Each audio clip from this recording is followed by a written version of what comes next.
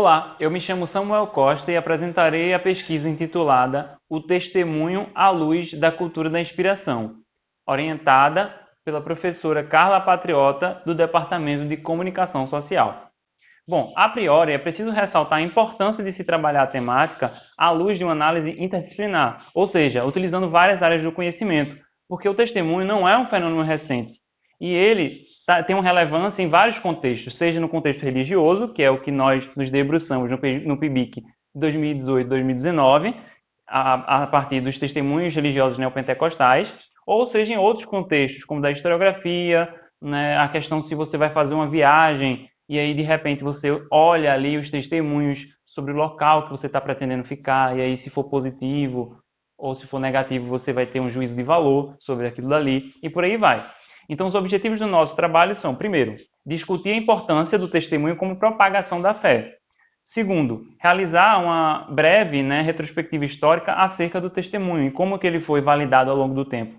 Terceiro, problematizar as práticas discursivas no contexto neopentecostal. E, por fim, claro, para dar uma base, abordar os conceitos principais da dinâmica religiosa neopentecostal, como são o caso dos conceitos de teologia da prosperidade, cultura da inspiração e do próprio testemunho. Então, a metodologia que a gente utilizou a priori foi uma revisão de literatura para poder ter uma abordagem conceitual e filológica sobre o testemunho e a evolução ao longo da história, né? Uma breve digressão histórica. E nós também fizemos uma análise etnográfica, ou seja, uma observação participante dentro dessas igrejas para poder visualizar e coletar alguns dos testemunhos colocados ali naqueles contextos. Dentre os resultados e discussões que nós conseguimos perceber é que, primeiro, esse testemunho, ele marca aquele que profere o discurso como enunciador da verdade. Então, nós temos, como aponta David Hume, uma justificação das crenças testemunhais através da concepção de que esses testemunhos eles são comuns, úteis e necessários na nossa sociedade. Só que aí Foucault ele já marca que essa produção testemunhal, esses discursos, eles são controlados e organizados sistematicamente pelas instituições. Então a gente tem essa seleção do que deve entrar, do que é permitido e do que não é permitido dentro desse contexto religioso. Então, temos um efeito de verdade através dessas relações.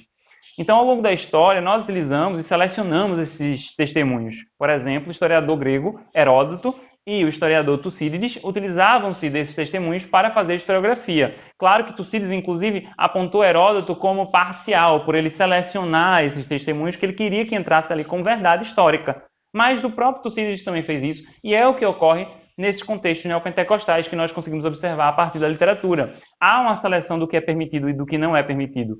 Inclusive, segundo Geisler e Nix, a própria Bíblia, o que nós intitulamos de Bíblia, gira em torno de narrativas que foram previamente selecionadas para compor o quadro que a gente conhece hoje, dessas passagens, etc.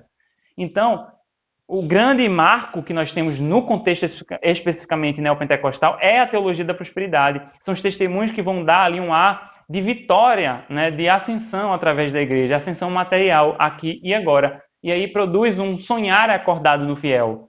E aí nós temos também o conceito de cultura da inspiração, que é essa inspiração motivacional através dos testemunhos de pessoas que estavam passando por situações semelhantes, de repente, daquele fiel que está passando no momento.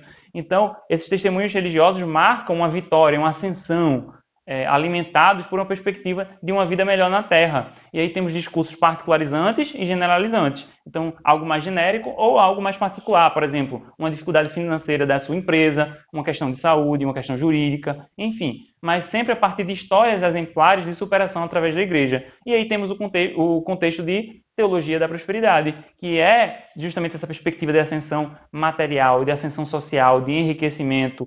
E aí a bênção financeira através de Deus, ela só vai ser dada no partir do momento que você também dá à igreja. Então, o estímulo ao dízimo. Porque se você der o dízimo, você vai receber em dobro, em triplo, em quádruplo. Porque é dando que se recebe. E aí esse discurso é muito forte nos testemunhos. E aí, na etnografia, nessa observação participante que nós fizemos na igreja, nós coletamos alguns discursos. E aí eu vou selecionar um de cada igreja.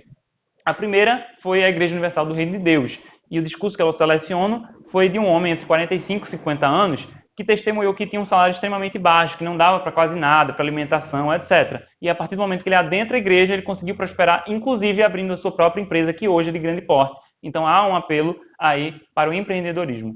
A Igreja Internacional da Graça de Deus, eu ressalto aí uma mulher entre 43 e 47 anos, que a partir do momento que um pastor ele orou ali naquele contexto, dizendo que ia curar as pessoas que estivessem com enfermidades, ela, né, aí já vieram as câmeras para filmar, ela testemunhou que estava com muitas dores no corpo por causa de uma virose, que ela estava desde a semana anterior. E a partir do momento que o pastor orou, ela teria sido curada.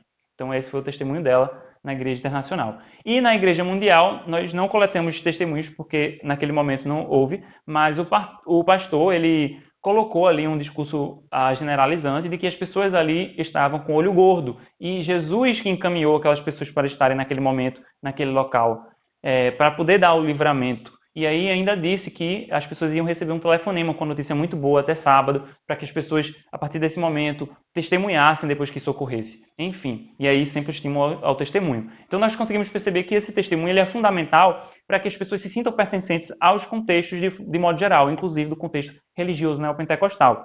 E aí vem a capacidade persuasória, através das histórias exemplares, que sempre são colocadas a partir do momento que o fiel está passando por uma situação de dificuldade. Segundo momento é quando ele adentra a igreja, e o terceiro é quando ele chega à prosperidade, né? E aí nós percebemos, no entanto, que há uma singularidade. Cada religião, cada instituição tem uma característica singular, né? Mais ligada à questão empreendedora, mais à questão de cura, né? A questão de saúde, enfim. Mas aí a gente sempre reforça, sempre constata a força retórica que tem esses testemunhos religiosos e a sua capacidade persuasória, ok? Muito obrigado a todos e todas que assistiram.